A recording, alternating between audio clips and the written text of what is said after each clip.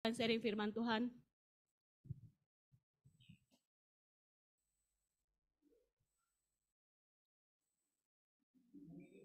Mute-nya belum dibuka, Pak. Oh ya. Sudah kedengaran? Sudah Pak. Sudah, Pak. Sudah ya. Puji Tuhan, shalom, selamat pagi Pak Wi dan semua sahabat hamba Tuhan yang diurapi dan kasih Tuhan. Bapak Ibu, kita telah baca dalam kitab Imamat pasal yang ke-7. Tentu kalau kita baca Imamat ini Bapak Ibu, ini ditulis oleh Nabi besar, Nabi Musa.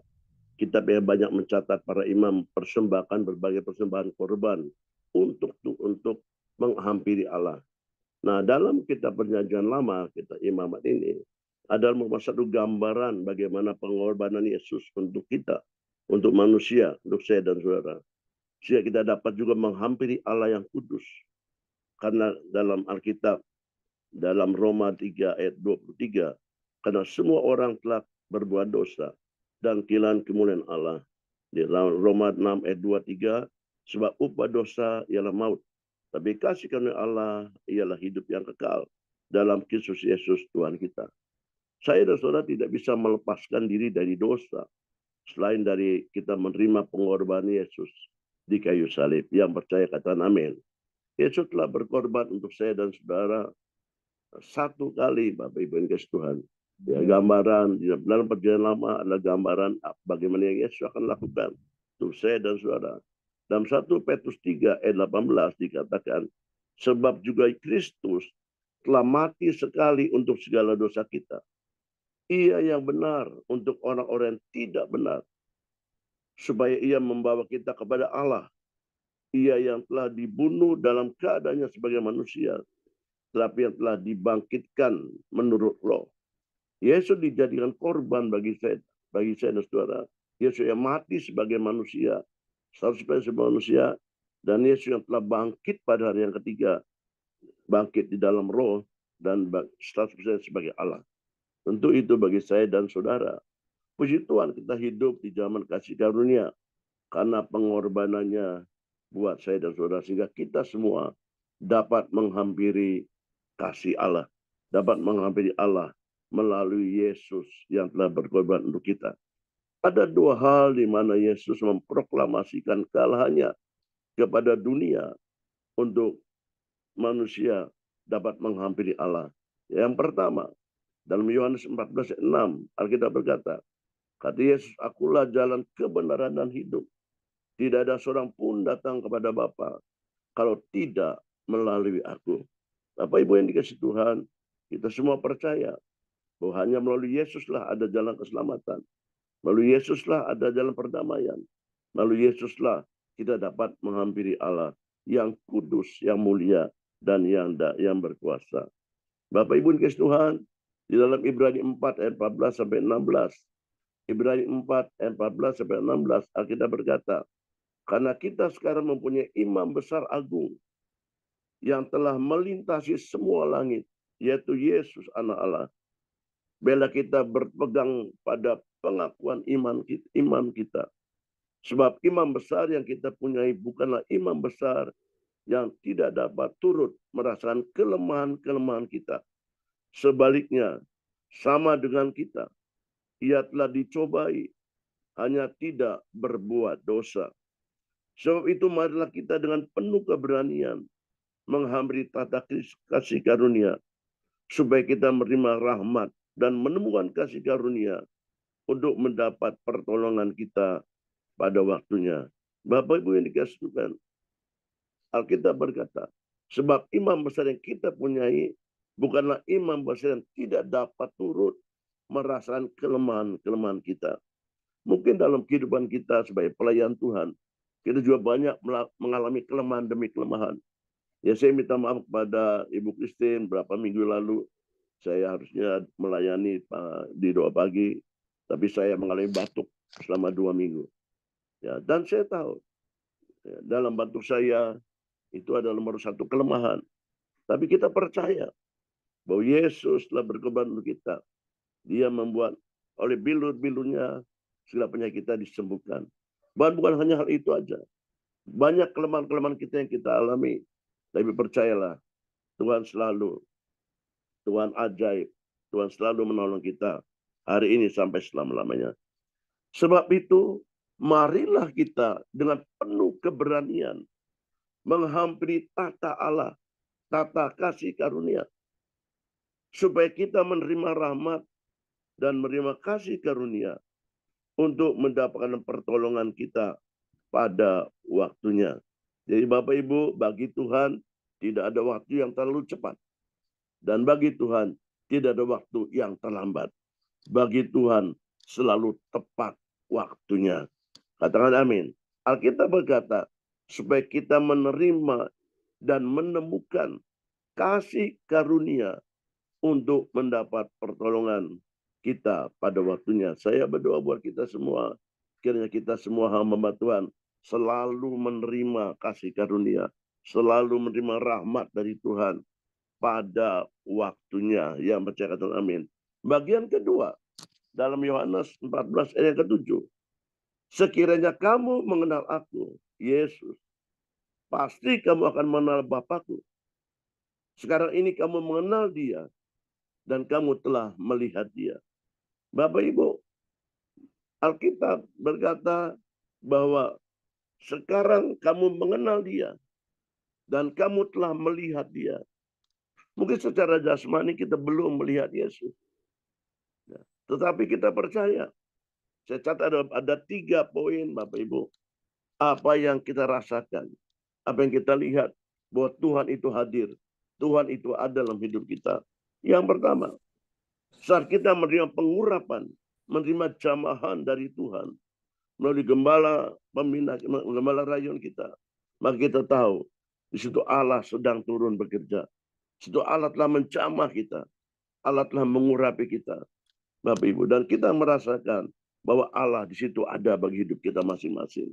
Dan saya percaya ketika lawatan Tuhan terjadi, ketika pengurapan Tuhan itu turun bagi saya dan saudara, maka pengurapan itu memampukan kita untuk melangkah dari hari lepas hari, melangkah dari bulan minggu lepas minggu, dari bulan lepas bulan.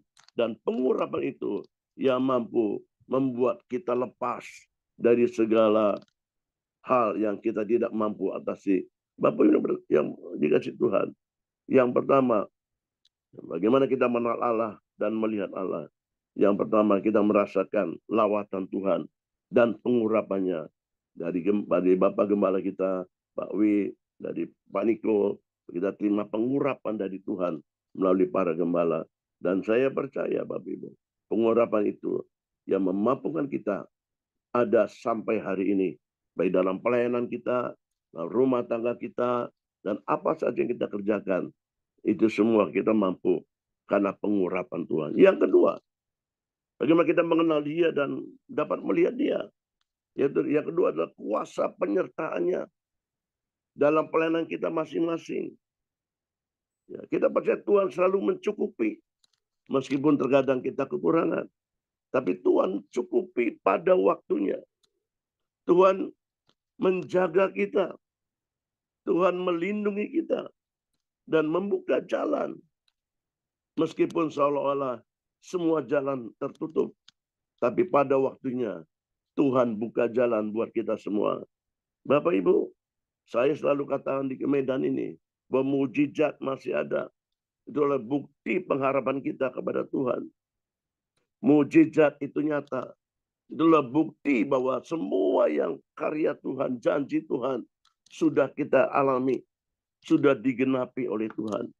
Dan mujizat tanpa batas adalah bentuk kasih Tuhan yang tidak terbatas. Bapak Ibu, saya percaya setiap hidup kita, hamba-hamba Tuhan, kita mengalami yang disebut namanya kasih karunia Tuhan. Kasih yang tanpa batas. Kasih yang sempurna. Dan yang ketiga, bagaimana kita mengenal dan dapat melihat Tuhan. Tentu kita merasakan oleh bilur-bilurnya segala penyakit kita disembuhkan. Kita alami pemulihan. Kita alami kekuatan baru. Kita alami kesehatan baru. Kita alami berkat-berkat yang baru. Dan kita alami mujizat yang baru. Dalam nama Tuhan Yesus. Saya percaya Bapak, Ibu, dan saya selalu disertai Tuhan, selalu dibela Tuhan, selalu ditolong Tuhan. Kita mengenal pengorbanan Yesus dalam hidup saya dan saudara hari ini sampai selama-lamanya. Dalam nama Tuhan Yesus. Amin.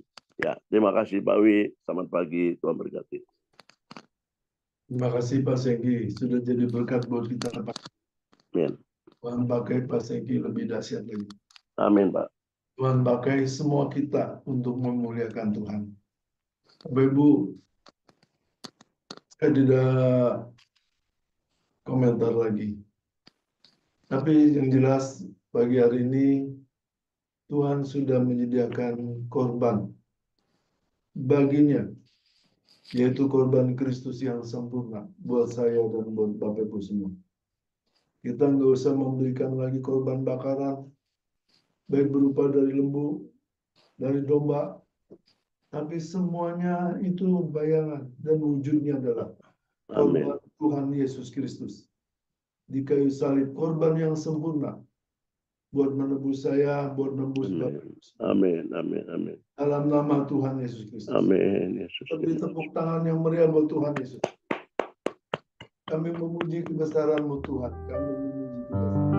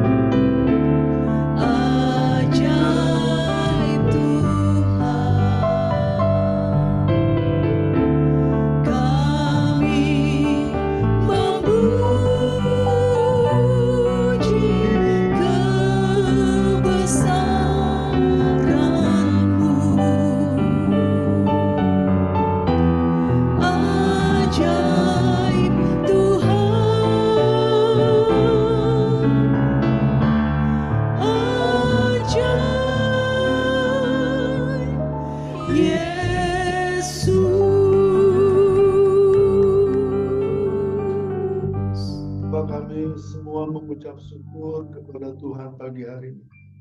Kami boleh berada di zaman kasih karunia Tuhan. Di zaman anugerah Allah dalam hidup kami. Terima kasih Tuhan, terima kasih.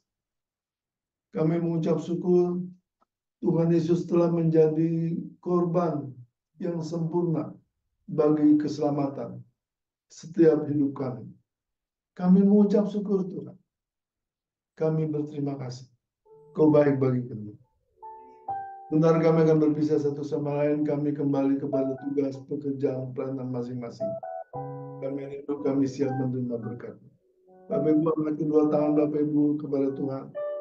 Dibanding Tuhan kasih, terimalah kasih karunia anugerah Bapa Surgawi yang berlimpah-limpah di dalam Anak yang tunggal Yesus Kristus Tuhan kita.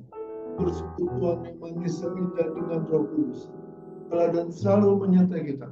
Pagi ini sampai Yesus datang kedua kali menjemput kita semua. Dan kita semua hidup kekal bersama Dia. Bahkan sampai selamanya. Yang telah percaya diberkati Tuhan sama-sama katakan. Amin. Amin. Amin. Amin. Selamat pagi Bapak Ibu, selamat bekerja, selamat malam. Selamat pagi Pak Wi, Tuhan Yesus memberkati Pak Sengki, terima kasih banyak. Tuhan berkati. Terima kasih Pak Wi. Pagi Pak Wi, Bu Vera dan keluarga dan semua saudara-saudara sini. Tuhan Yesus Kristus memberkati berlimpah-limpah. Amin. Halo. Terima kasih Pak Sengki. Ya, makasih Pak. Selamat bekerja. Buat pelayanannya Pak Sengki. Terima Salam kasih. kami buat Humas Happy Medan. Amin. Juga Itulah tolong bukti. buat Bapak Ibu informasikan morning prayer